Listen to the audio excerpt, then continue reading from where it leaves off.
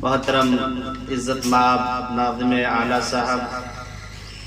اراکین مدرسہ احمدیہ سلفیہ، مہمانان کرام، اساتذہ اعزام اور طلبہ عزیز، مذہب نہیں سکھاتا آپس میں بیر رکھنا، مذہب نہیں سکھاتا آپس میں بیر رکھنا، ہندی ہے ہم وطن ہے ہندوستا ہمارا، ہندی ہے ہم وطن ہے ہندوستا ہمارا۔ محترم حاضرین، آج بڑا ہی مبارک دن جمعہ کا دن ہے، اور اسی دن جشن یوم جمہوریہ کی تقریب میں ہم لوگ شامل ہوئے۔ وقت کی قلت کے پیش نظر بہت ہی مختصر آپ کے سامنے اپنی بات رکھنا چاہتا ہوں۔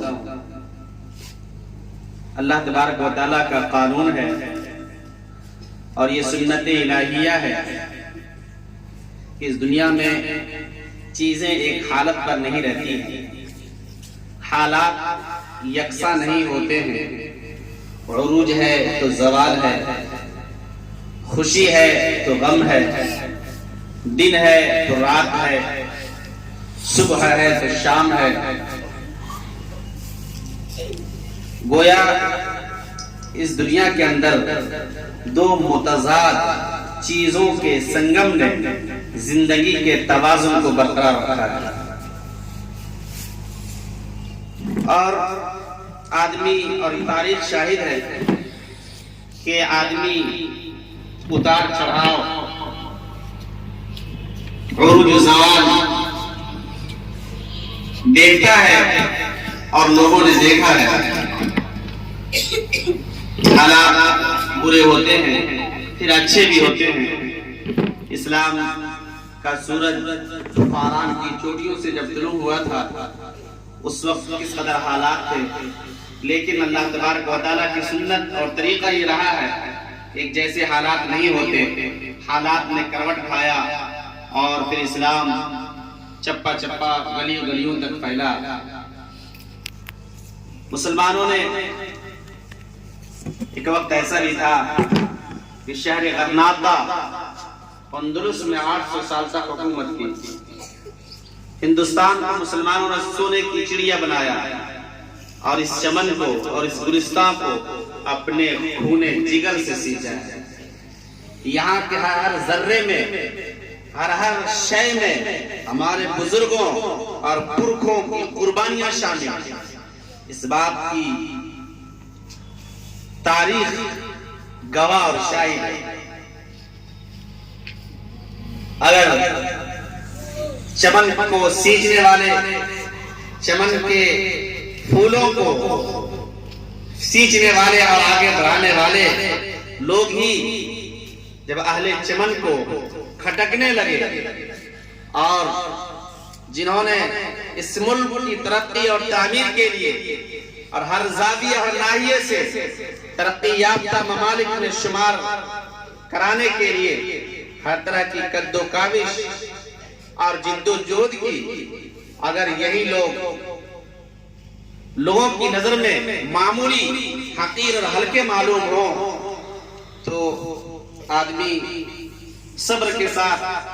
ہمت کے ساتھ، حوصلے کے ساتھ اپنے کام میں،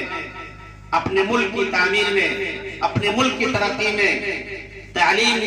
کے اعتبار سے، معیشت کے اعتبار سے حتی المقدور آدمی کوشش کرے، اور ایک اچھا شہری بننا ہی ملک کی بڑی خدمت ہوتی ہے۔ میرے دینی بھائیوں، شکوہ نہیں، شکوہ ظلمت شب سے تو کہیں بہتر تھا، شکوہ ظلمت شب سے تو کہیں بہتر تھا، اپنے حصے کا کوئی شمع جلاتے جاتے۔ میرے دینی بھائیوں، آج یوم جمہوریہ ہے، 26 جنوری ہے، اور اس دن در حقیقت جو ہمارا آئین ہے، ہندوستان کا کنسٹیٹیوشن ہے، سمویدھان ہے، اسی دن ہم ہندوستانیوں پر اور یہاں کے رہنے والوں پر ہم نے اپنے آپ پر آئین ہند کو نافذ کیا ہے اور یہ عہد اور پیمان کیا ہے اس ملک کی سیکولرزم کو، اس ملک کے انصاف پسند اور اس ملک میں رہنے والے لوگوں کے ساتھ مساوات اور ہر طرح کی خوشحالی اور ترقی کے لیے ہم ایک دوسرے کے متعاون بنیں گے، مددگار بنیں گے۔ ہندوستان کا آئین میں پریفیس کے طور پر، تمہید کے طور پر جو بات لکھی ہوئی ہے وہ بات میں پڑھ کر کے اپنی بات تمام کروں گا۔ ہم بھارت کے عوام متانت و سنجیدگی سے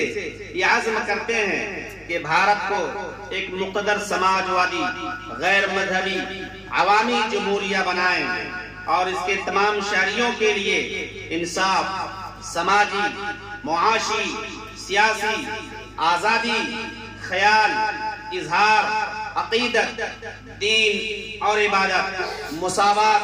باعتبار حیثیت اور مواقع اور ان تمام چیزوں میں اخوت و بھائی چارے کو ترقی دیں گے، جس سے فرد کی عظمت اور قوم کی اتحاد اور سالمیت کا یقین ہو۔ اپنی آئین ساز اسمبلی میں آج 26 نومبر 1949 کو یہ آئین ذریعہ ہاذا اختیار کرتے ہیں، وضع کرتے ہیں اور اپنے آپ پر نافذ کرتے ہیں۔ 26 جنوری 1949 کو اس آئین ہند کو، کنسٹیٹیوشن آف انڈیا کو ہم نے اپنے اوپر نافذ کیا ہے، لاگو کیا ہے۔ اسی مناسبت سے یوم جمہوریہ کا جشن مناتے ہیں اور تقریب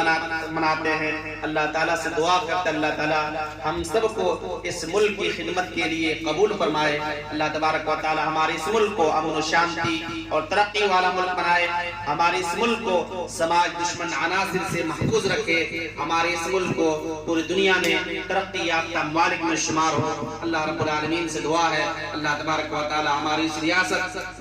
بہار کو امن و شانتی والے ریاست بنائے اور ہم سب کو میل محبت کے ساتھ، اخوت و بھائی چارے کے ساتھ، اتحاد کے ساتھ زندگی امن و شانتی کے ساتھ گزارنے کی توفیق عطا فرمائے۔ آمین۔ السلام علیکم ورحمۃ اللہ وبرکاتہ۔